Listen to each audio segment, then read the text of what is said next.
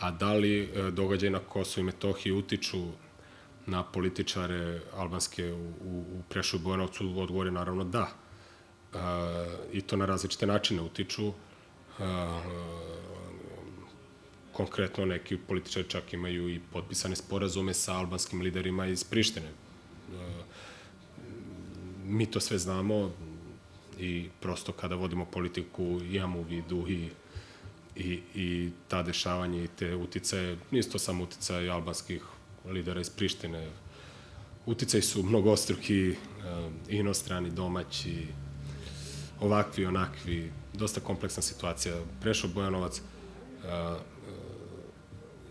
to je jedna daleko složenija situacija nego što izgleda na prvi pogled, ali sve zavisi od ljudi koji tu žive i od toga koliko će oni imati razuma i koliko će biti svesni grešaka iz prošlosti da bi napravili život u budućnosti bolji.